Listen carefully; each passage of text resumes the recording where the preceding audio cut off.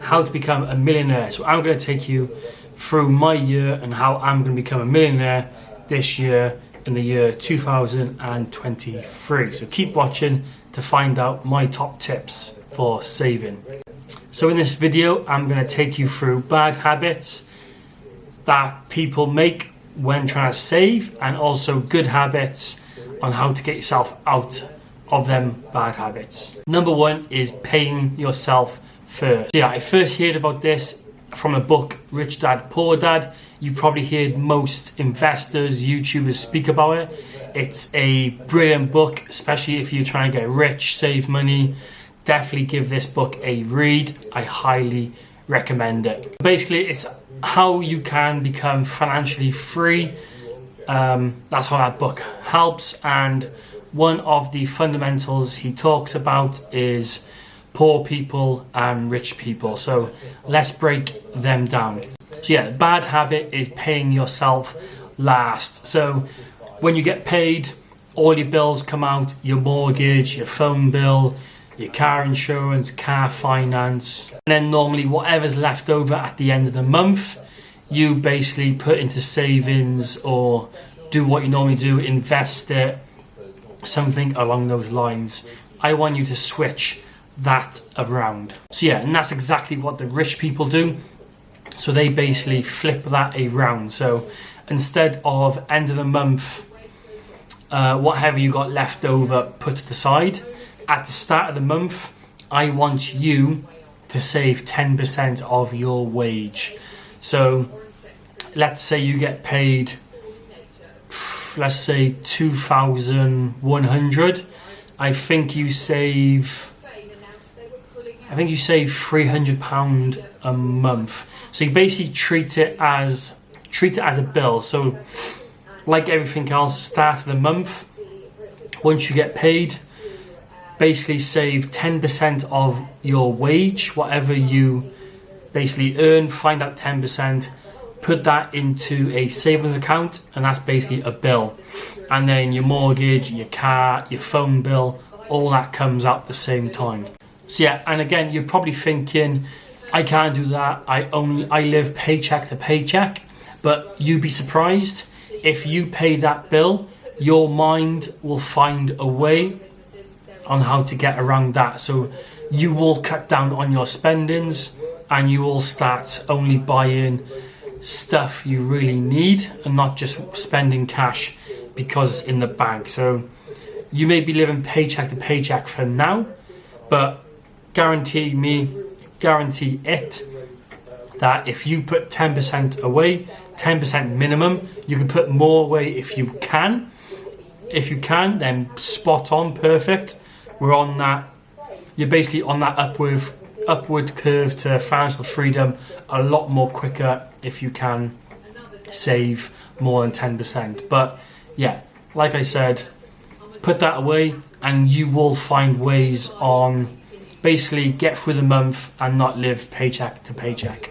That's the mistake people make, is they pay themselves last. You don't realize how much money you spend by going out, buying stuff, all stuff like that. We need to get out of that mentality of making yourself rich by paying yourself first and not making other people rich by going out and spending money on stuff you don't need. And another tip is getting comfortable with bad debt. So this is a big one. People don't mind getting debt these days, having credit cards, using credit cards to buy gifts, birthday presents, Christmas presents, like having Christmas paid on a credit card.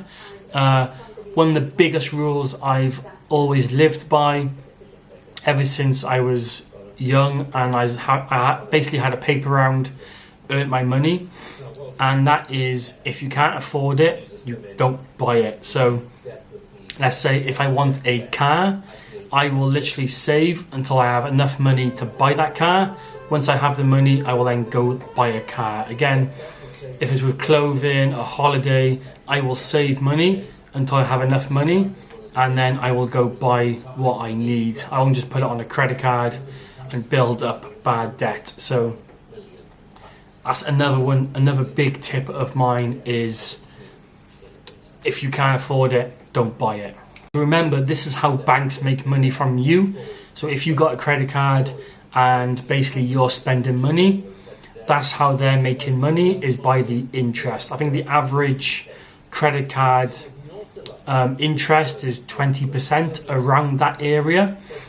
So yeah, if you're spending money, they're adding interest and you're basically paying back double. So make sure you put that in mind and start saving for the stuff you really need. But obviously there is like certain times that you need to use a credit card, so like emergencies, healthcare, properties. If it's like a sudden bit of damage, like your roof leaks or your roof damaged and you've got to repair it before it damages your property, stuff like that, then yes, you'll have to use your credit card to get stuff like that repaired. But for everyday life, try and stay away from using credit cards to get through daily life. Another great tip is having a stockpile. So basically a stockpile is having backup funds. So this leads into point one, or tip one, that I give you through, and that was basically paying yourself first. So basically investors or accountants, stuff like that, all these people on YouTube, they basically tell you you want to have like 3 to 6 months of money put behind. So if you do lose your job, something happens, you've got roughly 3 to 6 months of money in the back to support you until you get yourself back onto your feet. So make sure you've got a stockpile to fall back on if shit does hit the fan, pretty much. So yeah, that's pretty much how you start. So you'll use that 10% you're paying yourself at the start of the month.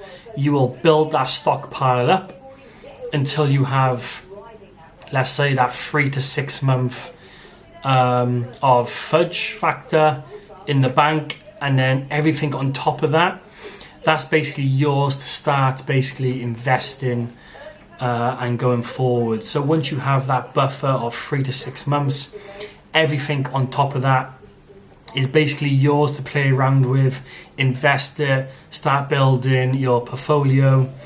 So yeah, stocks, shares, bonds, property, pretty much anything that will earn you money and basically increase your wealth. That's what you want to start investing in. A big one that people have when they come to me is not knowing their income and their expenses. So if I ask people how much they earn, they basically give me a rough idea or rough number, when you should know how much you're earning each month. And then also expenses. If I ask people about their expenses, they basically just name a couple of bills off, when probably if you log into their bank account or their statement, there's probably way more that comes out each month without them knowing. So that's a big one. Know what your income is and also track your outgoing. You need to know what's coming in and what's going out to be able to start building this wealth and becoming financially free. And this is something that you see quite often. The more you start earning, the more you start spending. So if you get a better job or pay rise, your lifestyle increases. So you buy a better car, a better house, you go on more holidays. So this is a big cycle people get into. Once they start earning more, they start spending more. We don't want this, especially if you're trying to become a millionaire or financially free. You want to earn as much money as possible and spend as little as possible. So you need to get yourself into that mindset of basically income as high as possible and then outgoings as low as possible. So yeah, those are my biggest tips, and that's what I'm doing this year, 2023. So every month I'm going to be putting 10% of my wage away. I've also got other sources of income coming in, but I have a full-time job. I have passive income. So I've got basically online personal training. I've got a property which rent will be coming in monthly, stuff like that. So yeah, so basically 10% of my wage is going basically into my stockpile to build that up. I've also then got boosters from my property. So like I said, once that's renting out and money starts turning through that property, that will then be going back into my stockpile, building up my savings and my wealth. And I'll just keep reinvesting that money into other properties, businesses, and basically stocks and shares as well. I just try and get that ball rolling, and then at the end of 2023, hopefully I've got a big ball rolling and it doesn't stop. So the bigger that snowball run down the mountain, the basically harder it is going to stop, and just bigger it's going to get and get. So that's what I'm going to do, my savings, get my savings as big as possible, and let the interest do the work, and basically get my money working for me instead of me working for money. So make sure you start paying yourself first and not last.